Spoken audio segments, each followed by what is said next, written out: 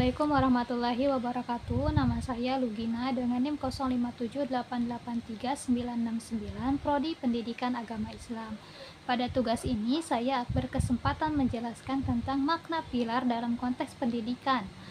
Dalam dunia pendidikan, pilar berarti dasar, fondasi, atau tiang penyangga yang memperkuat seluruh sistem pendidikan.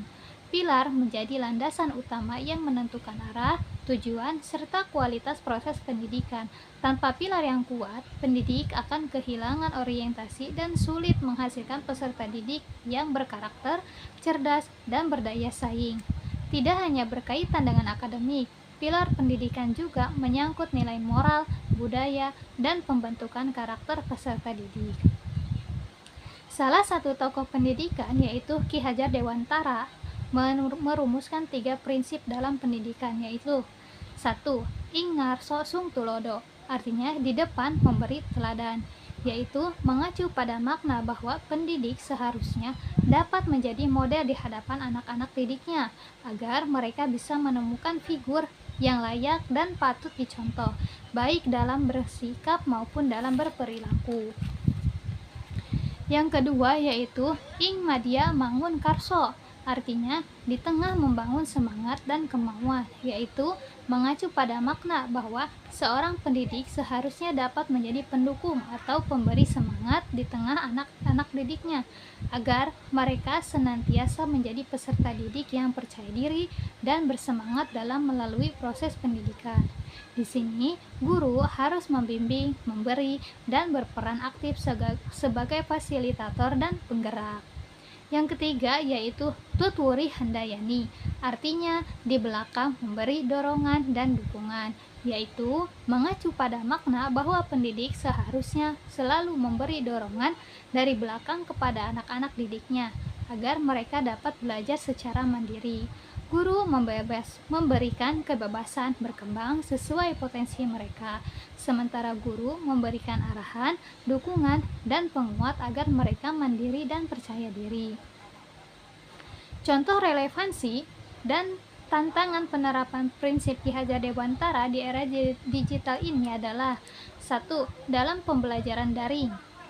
Setelah adanya pandemi COVID-19 tahun 2020, mulai dari SD sampai ke perkuliahan, banyak dilakukannya pembelajaran daring melalui platform digital seperti Zoom dan lain-lain.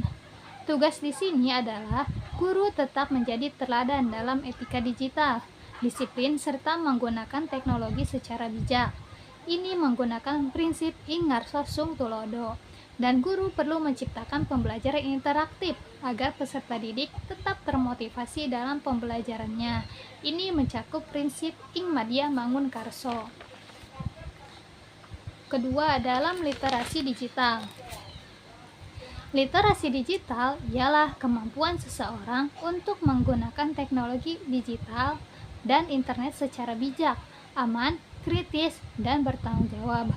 Banjirnya informasi, peserta didik harus dibimbing agar mampu memilah informasi yang benar, dan dalam penggunaan teknologi, peserta didik mampu bertanggung jawab. Di sini guru sangat berperan penting, yaitu dengan memberi arahan, tapi tidak membatasi kreativitas peserta didik. Prinsip ini ada pada tutwuri handayani. Ketiga, dalam pembentukan karakter. Di zaman ini, teknologi semakin maju. Era digital memunculkan tantangan seperti cyberbullying, menurunnya sopan santun, kecanduan media sosial, dan berkurangnya interaksi sosial. Untuk menjaga pendidikan karakter, nilai-nilai keteladanan dari seorang guru sangat penting dan dibutuhkan. 4. Peran guru. Dulu, pendidikan dan pembelajaran hanya bersumber dari guru dan buku mata pelajaran. Di era digital ini, peserta didik dapat mengakses informasi pembelajaran di mana saja dan kapan saja, karena teknologi menyediakan pengetahuan yang luas. Oleh karena itu, kini guru lebih berperan sebagai pembimbing, motivator, dan fasilitator pembelajaran. Refleksi singkat bagaimana sih pilar-pilar ini dapat menjawab persoalan pendidikan nasional saat ini. Ada 4 pilar dalam pendidikan, yaitu learning to know, yaitu belajar untuk mengetahui. Kedua, learning to do, yaitu belajar untuk berbuat atau berkarya. Ketiga, learning to live together, belajar untuk hidup bersama. Keempat, learning to be, yaitu belajar untuk diri sendiri. Keempat pilar ini adalah tiang-tiang penopang bagi pembangunan pendidikan yang bermartabat, karena keempat pilar ini adalah hasil dari perenungan yang mendalam tentang pendidikan yang ideal bagi kehidupan masyarakat dan diharapkan hingga masa yang akan datang. Di zaman kontemporer ini, kita dihadapkan dengan berbagai kompleksitas hidup dan dituntut untuk menjadi orang yang berpendidikan melalui pembelajaran sepanjang hayat. Prinsip pendidikan Ki Hajar Dewantara juga dapat menjadi solusi berbagai persoalan pendidikan nasional saat ini, seperti minimnya karakter, rendahnya kualitas literasi, dan kurangnya kemandirian belajar peserta didik. Melalui keteladanan guru, pendidikan berkarakter dapat diperkuat dengan membangun semangat belajar, memberikannya ruang kebebasan yang bertanggung jawab, sehingga peserta didik dapat berkembang menjadi individu yang kreatif, mandiri, dan mampu menyesuaikan diri terhadap perubahan zaman. Di era global ini, menjadi orang berpendidikan tidak hanya berfokus pada penguasaan teknologi, tetapi harus menanamkan nilai moral, budaya, dan kemanusiaan.